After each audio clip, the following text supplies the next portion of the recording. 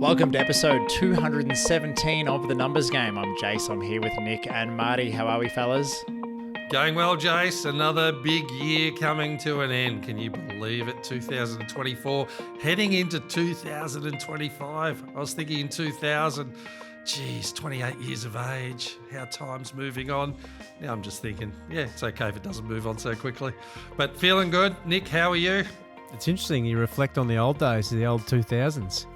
That's crazy, the old days now. You know, when the Y2K bug was around. Bloke like with your tech now would have been all over it. People spent millions on trying to sort that out, and the sun come up the next morning, the clocks were ticking, the telly turned on, and on we went to 2024 and 25. So, yeah.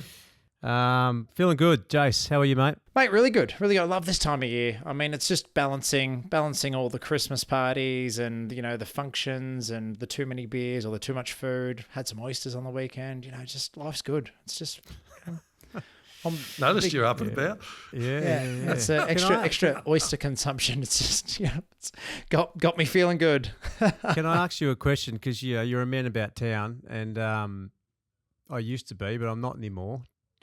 Do you still go to Christmas parties outside of the ones you must go to? So for me, there's 2 or 3 musts. Actually, no, there's probably only one must, and it's our business. Other than that, I pretty much say no to everything now. Yeah, well, no, I'm not. I'm wondering, are you there yet? Well, you're probably going to spoil one of my predictions early, but this is a fake prediction. I'm getting. We are here to talk about our predictions from end of last year and then what we've got in store for 2025. But one of the things that I haven't nailed that I did personally want to get better at in the 2024 calendar year was the ability to say no. So great question. Have I said no to any Christmas party invite? No, I haven't. So the calendar is full. It's been jam-packed. One day I had like a founder's lunch for the business centre that I'm one of the business places that we work out of, into a Cub Christmas party, into another dinner, into a Spotify rooftop party. So and I said yes to all of it and just had to figure out a way to do 4 parties back to back. And yeah, I don't recommend it, which is why the ability to say no and be a little bit more selective is a 2025 prediction for Jace. I think that would be a good one, mate. That's a lot of party. Goodness, my wife would like me to start saying no to marathons. So that's one of the things that she'd probably like to see me do, given that I've got plans for Tokyo Marathon, Ballarat Marathon, Sydney, Melbourne, and maybe Berlin in the 2025 calendar year. So she's not overly thrilled at all that potentially jammed into our calendars. So I don't know. I haven't nailed it yet, the ability to say no, but here we are. Oh, play hard, run hard. Enjoy it. Keep doing it. Yeah. Good on you, Nick Casey, if you're listening. Nick's given me his blessings to continue on with my crazy schedule. So thank you, Nick. We are here to recap on some of the more out there predictions that we made this time a year ago. Who wants to go first? Who do we want to uncover and unravel whether they're right or wrong? Oh, I think we've got to go into you first, Jace. With AI. You predicted artificial intelligence will become more integrated into daily life and business operations in 24. I think you actually got that one right. Yeah. It's certainly been a big part of what's been going on, whether it's integrated at the level that I thought it might be or you thought it might be. Not sure, but it's certainly much more a part of everything. And big time in 2025, I think. Yeah, so. I think the momentum that happened in 2024 continues to ramp up. It only exponentially grows. I know from our point of view, the accounting industry, the accounting profession, like AI is a big buzzword. If it doesn't have AI coming in and, why are you using it kind of thing. But it's more... The bit that I meant was more around just the quiet integrations, the things that you didn't really notice that weren't there before that are there now, like some of the predictive text that we have on our phones or emails. You'll start typing an email and it might give you a prediction or a suggestion of what to write back, depending on whether you're Gmail or Outlook. Those kind of little integrations that have just worked their way into the system. Jace, what amazes me is all the Facebook and social media ads that aren't even the people who own the business are doing. They're getting AI models that you can't tell the difference. And they're selling to you It's incredible. Like you go, that has just filtered in big time over the last couple of months. I've noticed. I'm going, oh, that sounds interesting. I wonder who this bloke is. It's an AI bot. It's weird.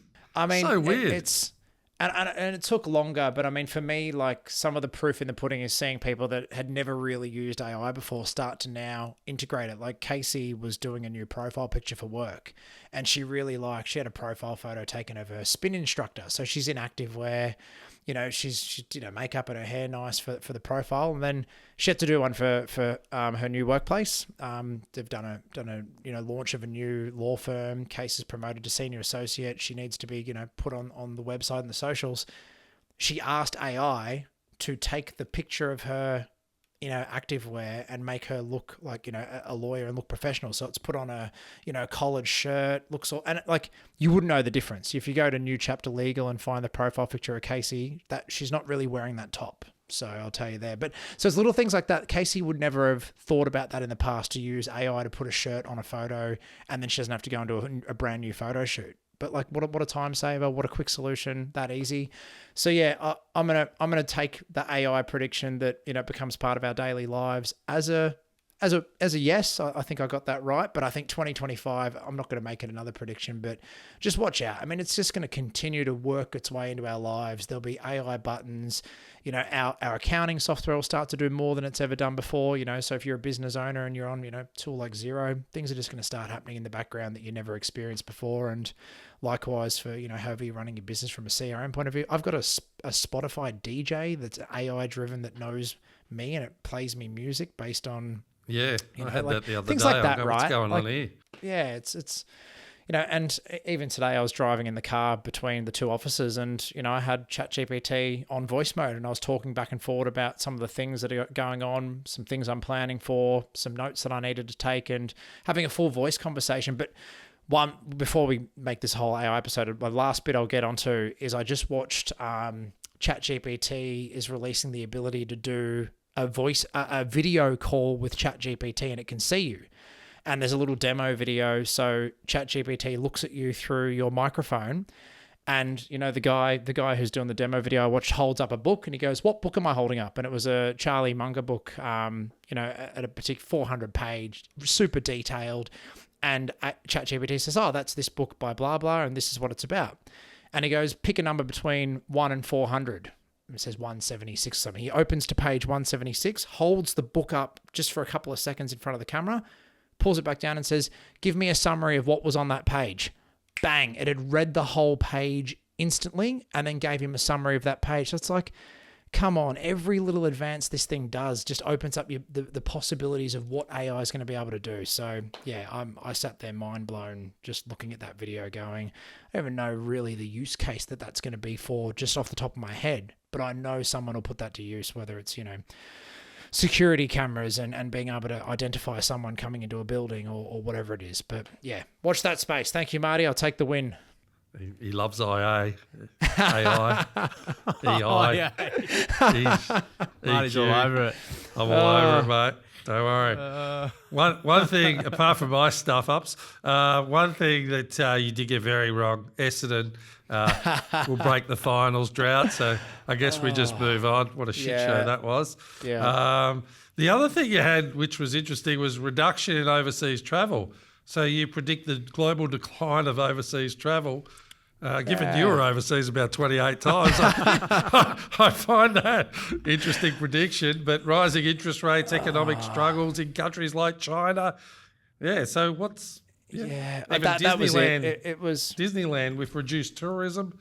Yeah, I think people have travelled more. Do you think? Yeah, I'm not going to chalk that up as a win. I think with inflation, economic pressures, post COVID, I thought the boom had been kind of done. But yeah, I reckon we'll scratch that one. Jace didn't get the W on the reduced overseas travel, that's for sure. And probably the numbers were propped up by myself rather than anyone else. So one out of three is pretty good.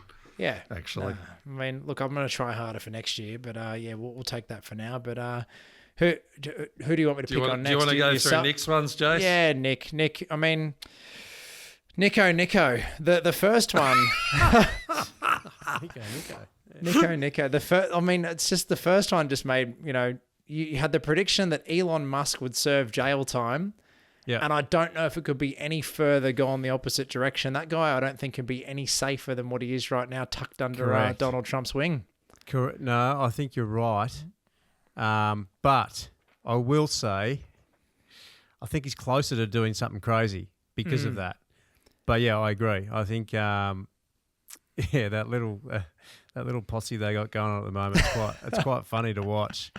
I don't know if you watched the latest UFC.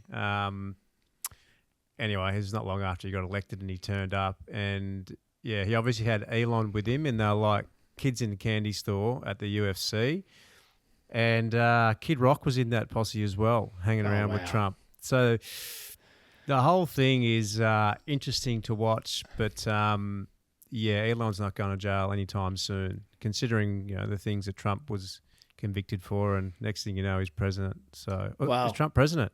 Yep. Yeah, he's president. There you go. I like the little head wobble there, Nick. For those who aren't playing on the YouTube channel, Nick's other prediction, so he's got a 50% strike rate here, was that Donald Trump would return to office in 2024. Bang! As the US president. And but that was a pretty bold prediction over a year ago. I think I'd give you some pretty good credit there, Nick. You've done well. That's a great effort.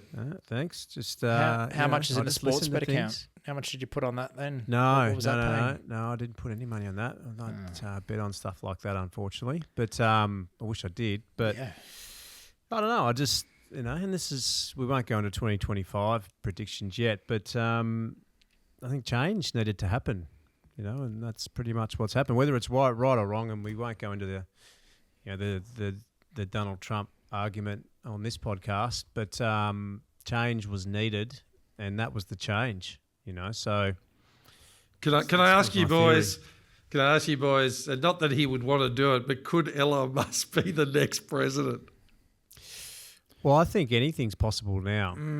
Yeah, because they're changing depending on who you listen to over there. This is the change, and obviously listen to Joe Rogan a lot. I can't remember who he had on the other day. Actually, it was Elon Musk. It was actually Elon Musk. So Elon Musk is obviously biased towards Trump. But he was stating that this was their last chance. This election was their last chance to change the direction of that country. So I think, it's going to be interesting from here on in to see where politics goes. And I guess what I'm saying is, there's every possibility now, mate, for sure. Whereas 10 years ago you would have laughed. But what's your space? Very nicely done, Marty. I'll go through yours. There's probably something in there about the Bombers, was there? No. Yeah. You just hopeful the Chasers would come. I don't like sport anymore. He was riding my coattail on that stupid game. Well, look, we're on the Elon topic. So one of your predictions was Bob Iger may buy Tesla. Only if Elon goes to jail. What was your theory behind that? I think Iger buys everything else. I was just combating your going to jail business with Elon. I thought Bob Iger might step in because he's come back into Walt Disney at the time. I haven't looked at what Walt Disney is doing, actually, whether they're going all right or not. But he definitely hasn't bought Tesla. So there's, I think I could be stronger on my predictions. Well, Jason's quick on the buttons. He's like Joe Rogan's Jamie for us. When we need information. What's the Disney company doing since Iger's come back in, Jace? Stock price wise. Oh, let's have a look. Yeah, get on the buttons. You guys can keep working. We'll keep talking. And then this was pretty spot on. I'm not sure about the numbers, but you probably know this. But a disruptive economic climate. So 2024 will be one of the most disruptive economic climates since the GFC or the 91 recession. Inflation will drive grocery costs up 8 to 9%. You're probably unders there. I don't know what the actual number is, but that seems low. There may be one more interest rate rise. So when was this? No, definitely this was late last year. I think it's held steady. But rates will likely hold steady without a reduction, and business failures will increase due to economic struggle. So, bang. As a whole, you're pretty spot on there. Yeah, I think I I remember at the time I thought that it's a lot difficult. It's hard to turn inflation around. I thought it was going to take a longer period before we'd get rate cuts. So I didn't think it was a given like most people were talking about. And it has been very challenging for people and business owners alike. People have certainly worked harder for their money than ever before, and will continue to do so into early next year. But again, Queensland, you talk to our Queensland brokers, there's FOMO all over the place, people buying anything they can get. So it feels like a tale of two cities sometimes. I know that's a generalist statement, but there's definitely different degrees in different states going on. But yeah, overall, I'm happy with that one. Well done. Disney was about $90 USD when Bob Iger came back in, and just jumped up to 115 USD 2 years later. So he's been there for another 2 years, since 2022 to end of 2024 at the moment. So hovering, staying steady. Not enough to buy Tesla though. Not enough to buy Tesla. Yeah, the market was down around that time, 2022 as well. But surely he's had an impact, Bob. He would. Mate, yeah, Good fella. Love that book. One of the best books you've given me, Nick. I do have to return your copy of The Ride of a Lifetime. It does have your name on it. So get that back for you. Yeah, no problems, mate. When you're ready. So what are we going into 2025? Let's go to 2025. 2025. Let's do it. Who's got their predictions? Jace, I want to hear yours first, because you always have something left of field. So I'm thinking if you're going a bit more vanilla this year, just play it safe, or you're going to astound us with something revolutionary. What do you got? I don't know about revolutionary, but I'm going out on a limb here, because like it's been wrong for years, but I'm just starting to see more and more that I can't ignore anymore. So augmented and virtual reality. So Facebook, Google, Microsoft, all these big companies that are in like there's a name for the top 7 or whatever it is in the NASDAQ, and that they have just put such a considerable sum of money into augmented and virtual reality. So, they're talking about the ability to have a meeting, where it'll feel like Jace, Nick and Marty are sitting in a room with each other around a board table, but really we're just sitting at home in our pajamas with our virtual reality headsets on. Now, I'm not saying it's a future that I'm looking forward to or that I like the idea of, but I think the push for, Google Glasses, Apple virtual reality, the Meta thing, all this stuff, that it's going to grow. And I think in 2025, it'll just be in your face, the idea of the augmented and virtual reality worlds and what you can do in that space. Again, not saying it's great, but, there's an example that I saw. I love the Formula One, and it showed, how to watch Formula One normal on a TV versus what the experience of watching Formula One is like on like an Apple Vision. It's got the track down in front of you. You can see the track and see where all the cars are around the track. You got multiple screens where you can track multiple drivers, and all you got to do is sit there and kind of move your head around and see all the different vision of the Formula One right in front of your eyes in your living room. So if you are watching TV normally versus this type of vision, if you, let's say you're a fan of a particular sport like Formula One, that is a viewing experience beyond what you've ever been able to do before. And that's going to be possible with, those investments that have been done into that augmented and virtual reality worlds. And they're becoming more affordable. That is prediction 1. So what's the prediction? That's all you're going to see in 2025. Give us something tangible.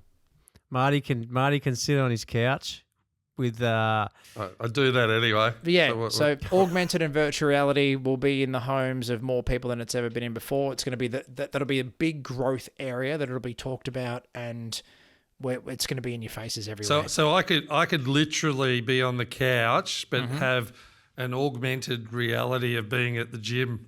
This is what I want. Is this how bad life has got? Jace, I want you to predict something that Marty's going to be able to do in 2025 that he couldn't do. Marty, do my shoelaces? You get that organised? I'll come back to it, but I'll give you a Marty specific example of what's going to happen when Marty gets his hands on the Meta Oculus goggles, and what Marty will be doing. You'll never see me again. I'll just be in all these different worlds, and look, I think like partly I'm excited by it, and then partly I go, how crap is life that we've just got to go into false boardrooms, and there's so much upside, and there's so much challenge with the whole concept. But I'm always open to seeing what presents and where it is of value. So I'm interested to see what comes of it. I'll spend less time on my final two. Not that they're interrelated or whatnot, but the other one will be by end of 2025, most people, or like it'll be common to have your own AI agent installed on your devices. And like this, the best example that's common that you'll be able to think of is your own Jarvis. So when Iron Man's talking to Jarvis about, what's my heart rate right now? What have I got on for the day? This type of thing. So the AI agent or your own personal Jarvis will be embedded into your devices, and you'll be able to talk to it about, your plans, your day, what emails do you have, what's it doing at the moment. It'll be replying to your emails on your behalf. And it'll be things that you're not even really thinking about right now. By the end of 2025, it'll just seem normal for you to tell Jarvis, your personal assistant, to do that on your behalf. Jeez. That's the second one. AI agents. So if you haven't looked up AI agents and you're curious as to why Jason keeps banging on about this shit, look up an AI agent or, a version of Jarvis. Final one, unless you've got any challenges on the Jarvis idea of having a personal assistant. Wow. No, cool. No. And it's the voice Bring control. on Jarvis. The voice control personal assistant will be just that, rather, because you don't have to type the crap in that you want. You just tell it what you want.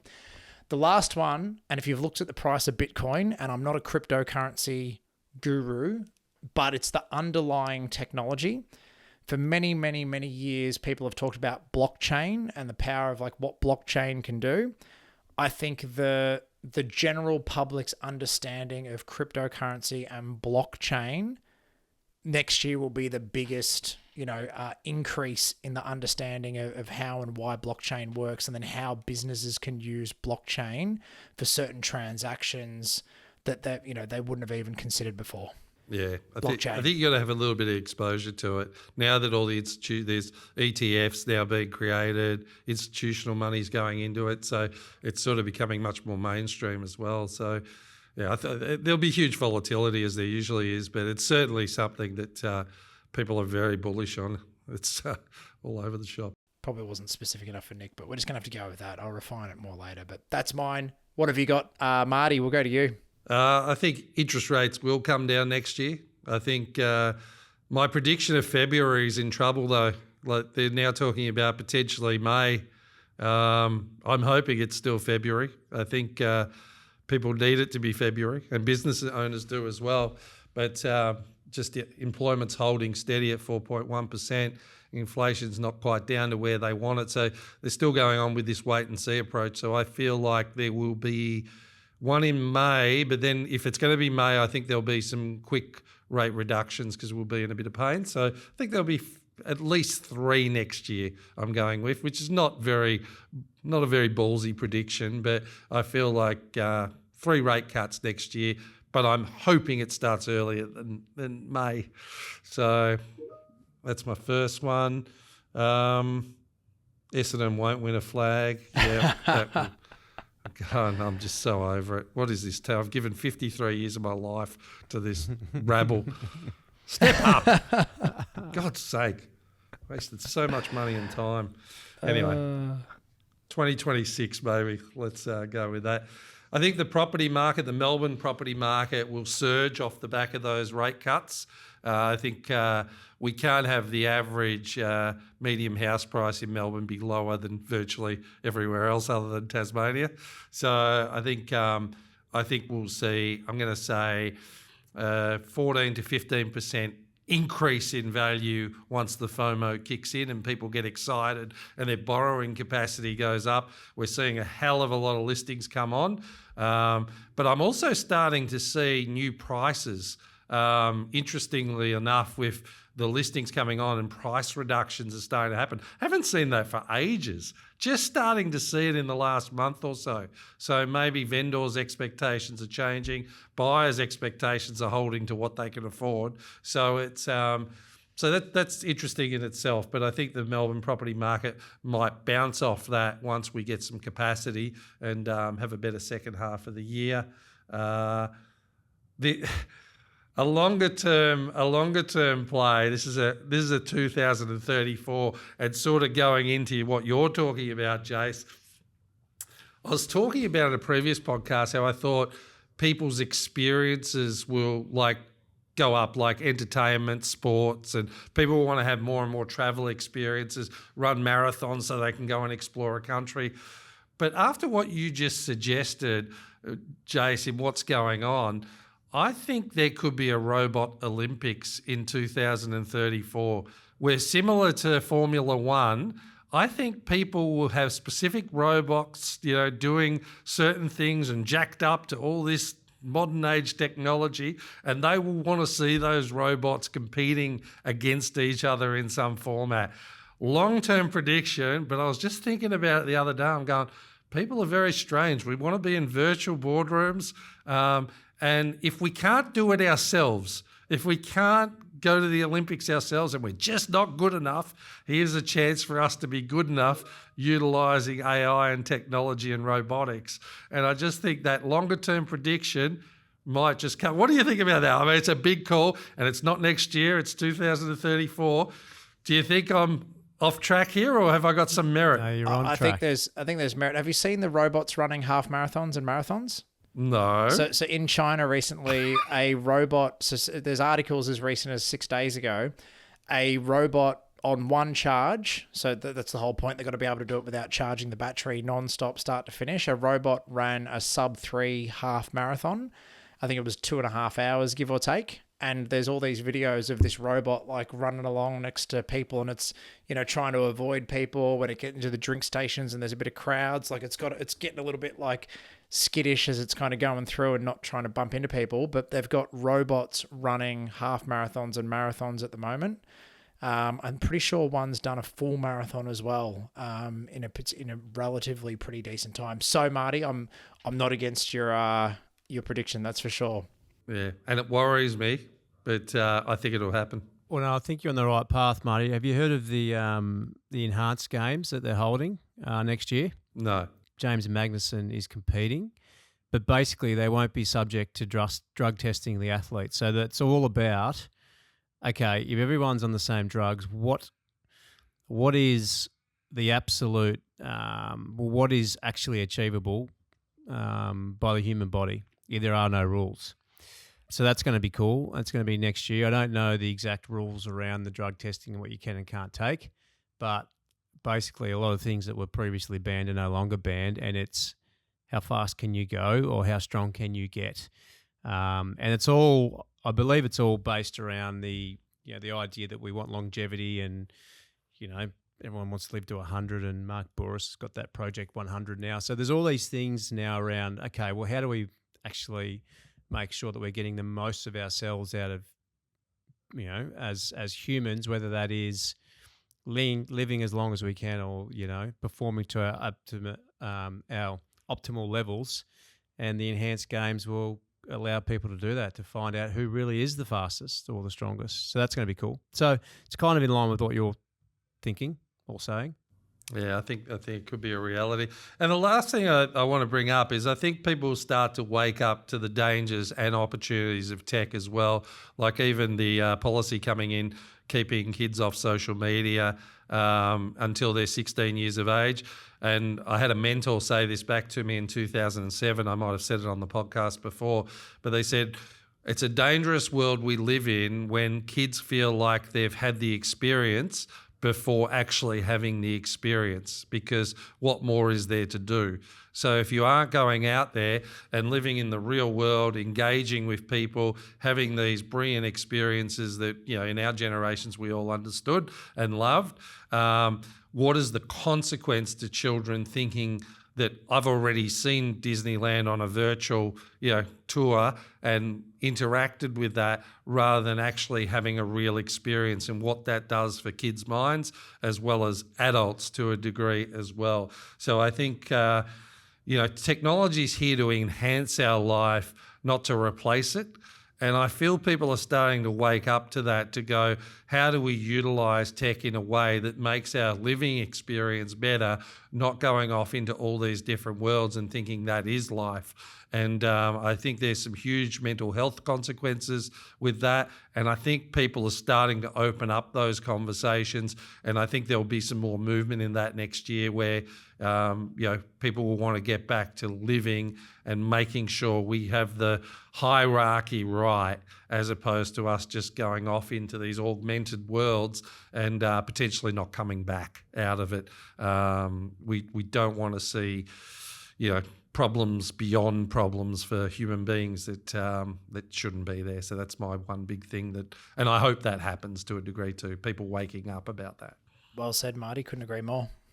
There's definitely a movement, isn't there? It's not I think so. Well, it is pretty loud, but you just continue to hear little things. So there's definitely something happening there for sure. Yeah, and I think people will engage together again, like at another level. I think people will get onto that at a whole different level. That's my hope. So, Nick, enough about my woo-woo. What have you got for 2025? Mine are very boring, but that's all right. Boring's good. You guys bring in the spice. I'll just try and keep We'll spice it up. Yeah. So I'll stay with politics. So I think Liberal will be in next year. I think for no other reason than the fact that, similar to Trump, people want a change. I think particularly in this country, I'm skipping to my second prediction here, but I think it's going to be really tough in this country next year. GDP this year I think is at 1%. Ideally, they want that far more than that. So I don't think our growth, this is prediction 2, I don't think our growth in this country economically will get above 2%. I think unemployment, unemployment will continue to rise. It's being masked at the moment by government and government jobs. I think if Jace would have a better read on this than we would, but if you speak to most businesses, they're talking about retrenchment, how to get leaner. Like we're doing it in our business, not retrenchment here, but we've halved the size of our offshore business through AI and tech. So that's not going to stop. And I think our share market will suffer because of it, as in the Aussie share market will suffer because of it. And I think they're saying the election's going to be May or something. I think as long as there's enough time for people to think, you know what, we're on the wrong track here, we need a change. And we all know that a change doesn't mean a lot these days. Like, they're pretty much in line with a lot of their policies, but people just want to change. And I think some of the stuff that's happening at the moment in politics is just laughable. The CFMEU stuff. There's so much stuff that's been exposed that people, whether they understand the differences or not, they will want to make a change. So I think Liberal will be in, and I think the Aussie economy is really going to struggle next year. US will be pumping because of Trump, right or wrong. There's going to be a sugar hit there, absolutely no doubt. Whether it's sustained, who knows? But I think the US share market will do well, and I think we've got some issues in this country next year. I'm going to throw a sub prediction in with your Liberal to be elected one, and I'm going to say that by the end of 2025, you'll start to hear noise, and it'll be made well known that there needs to be GST reform, that we can't be the only established economy in the world that has never moved GST. And I think they'll talk about moving GST from 10% to 12.5%. And they'll also look to potentially add GST to the things that GST's never been on before. So, water, childcare, health, education, and particular food items. And, it's a measure that needs to happen in a sense from an economic recovery after COVID. Like, they blew billions and billions of dollars post-COVID, and we're not recovering from that. We're not recouping those funds back as needed. So the GST reform is something that they're going to start to really ramp up the comms on, about how it's necessary for us to keep up with the rest of the developed world, and how GST reform can actually reduce the inefficient tax system that we currently have, which we all know about and have spoken about. So that's it. Pretty simple. Really hard year for Australia anyway. Good year for the US, and because of that, Labor gone, Liberal in. I'm not saying that will be any better, but needs to be changed, Marty. We need a Trump. Well, not in those. We don't need Trump, but we need. No taxes for anyone. That's it. That's. But what are you looking forward to in 2025, Jace? What are you excited about? And let's take it from a business aspect. Like, it is going to be a challenge, so let's end the year well with some productivity and positivity. What are you looking forward to? On the spot, I think heading into next year, one of the biggest areas that I'm excited by, and one of the products or services that we're ramping up, is our business strategy sessions, business workshops. We've got some tools that can do a free business assessment now, so I'll chuck that live on the website in the coming weeks, but I might provide Tommy as well to put in the show notes. So you do this free business assessment, it'll give you a bit of a score and a rating, shoots through to us, we'll share with you. And then what happens is if there's enough in it to go, there's some serious value from getting you in a room for a couple of hours and unpacking what's going on, how to make your business more efficient, whether you need to hire, increase sales, all the different kind of tools you can pull, leadership, management, cut costs, profit efficiency, margins, all the different things that you can discuss. This free business assessment kind of hones in with some areas that you can potentially focus on. So that for me, like I'm super excited to advance into more of that advisory stuff. And as you guys said, the more efficient we get on AI, the more tools that we're using to streamline the day-to-day stuff like taxes, BASs, financials, it means there's more advisory and more value add we can do for our clients. So I think that's a big thing in 2025, adding value. And like businesses are going to need this. They're going to need the value add to keep them energized and motivated and knowing that they're on the right path and that they can get through what could be a pretty tough year. Fantastic. That's great, Jace. Nick, what about yourself? So are you asking this question about our business or just... Yeah, just in general about our business. Yeah. What are you excited about? Yeah, so it's really just what Jay said, to be honest. There's been a significant shift in our business in the last couple of years. It's extremely difficult historically to get things done in whether we're talking finance or financial planning. And what I mean by that is when a client comes and sees us, there's so much work to get that from A to B and then through to Z, as far as implementation, the hands that need to touch someone's file. So a bit like Jace, we are so much more efficient than we were 12 months ago, and we're light years in comparison to 36 months ago. So what that means for us is our advisors or salespeople can do more with less people, which means everything goes up from a volume point of view. So from a business, we get to do more with less people. And from a client's point of view, we get to focus on what we really like to do, as Jace mentioned, which is advice. And if I look at our business historically, for the money that you earn, 90% of that probably goes to implementation and actually getting things implemented versus what's the real value add, which is the 10%, which is the time allocated to giving advice. So, yeah, we can focus more on giving advice. We can create a lot of efficiencies in our business, which means we can grow. And it also means that we can serve more people, but also acquire more people as well. So some of the things that we've done in our business to be more efficient, businesses that are older than ours haven't done and are finding it difficult. So, that for us provides an opportunity to either acquire or, if we don't acquire businesses, at least acquire clients or organically. So, yeah, really excited. It's all around efficiency and, AI, I guess. It is, to a degree. There's a lot of stuff that we're doing that's driven by AI.